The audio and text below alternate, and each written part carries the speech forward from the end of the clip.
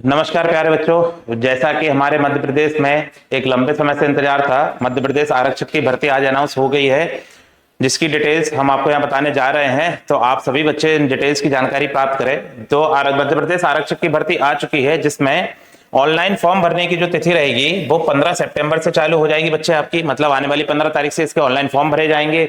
और जो फॉर्म भरने की लास्ट डेट रहेगी वो रहेगी आपकी 29 सितंबर, मतलब 29 सितंबर आपके फॉर्म भरे जाने की लास्ट डेट है। और अगर फॉर्म में कोई गलती हो जाती है तो उसको सही करने की जो डेट रहेगी वो 4 अक्टूबर तक रहेगी। मतलब अगर आपसे फॉर्म भरने में कोई गलती हो गई है तो उसको आप सही कर सकते हो, तो उसकी लास्ट डेट रहेगी 4 अक्टूबर तक रहेगी आपके पास में। इसके बाद आपके पास जो परीक्षा है, परीक्षा कब से प्रारंभ होने वाली है? जो परीक्षा है वो आपकी प्रारंभ होने वाली है 30 अक्टूबर से। परीक्षा कब से प्रारंभ हो रही है बेटा? 30 अक्टूबर से प्रारंभ हो रही है। तो समय इन्होंने जैसा कि बहुत कम दिया है आपको, अपने पास मुश्किल से मुश्किल 1.5 महीने का समय मिलेगा।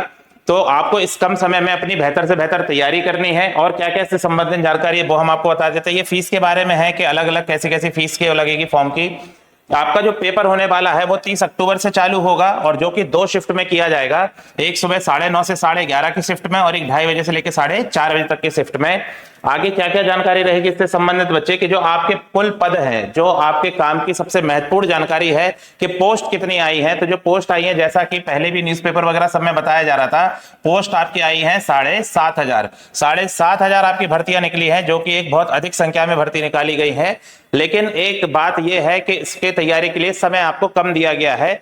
तो उसके लिए सीएमसी इंदौर आपके लिए टारगेट बैच और टारगेट प्रैक्टिस क्लासेस यूट्यूब पे जो फ्री रहेंगी उनकी सुविधा भी की जाएगी, ताकि आप सीएमसी इंदौर के चैनल से जुड़ के अपने प्रैक्टिस क्लासेस भी अच्छे से कर पाएं, टारगेट बैच भी ले पाएं कि इस कम समय में आप बेहतर से बेहतर कैसे तैयारी कर पाएं। इसकी जानकारी हम आगे अगला वीडियो बना के आपको देंगे। तो अभी तो आप इतनी जानकारी रखें कि आपकी जो भर्ती आ गई है वो कितनी भर्तियां आई हैं? 7,500 भर्तियां आई हैं।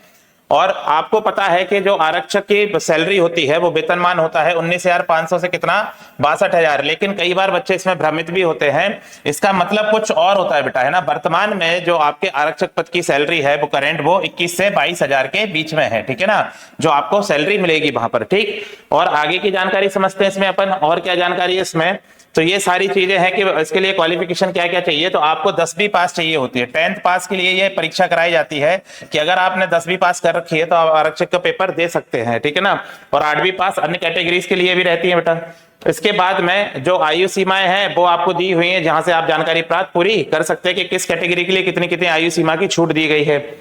और आगे चलते इसकी जानकारी के लिए, तो जो आपके लिए 2 महत्वपूर्ण चीजें हैं इस वीडियो में जानने के लिए। एक कि परीक्षा कितनी, आपकी वैकेंसी कितनी आई है, तो वो आई है कितनी? 7,500। दूसरी बात, पेपर कब से चालू होने वाला है? 30 अक्टूबर से।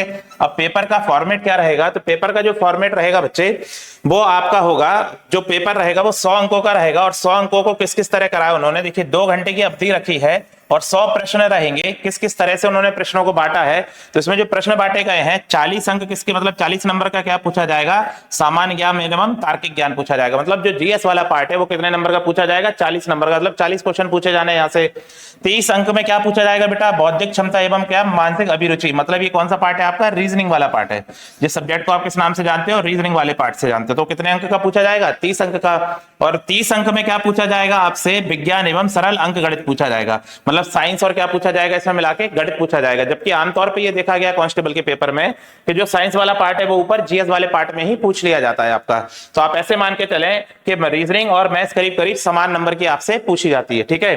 तो ये आपका पेपर का फॉर्मेट रहेगा बच्चे यहाँ से। इसके बाद में अगर बात कर लें अपन, तो ये अभी हमने आपको फॉर्मेट के बारे में बता दिया है कि फॉर्मेट किस तरह से रहेगा आपका पेपर का।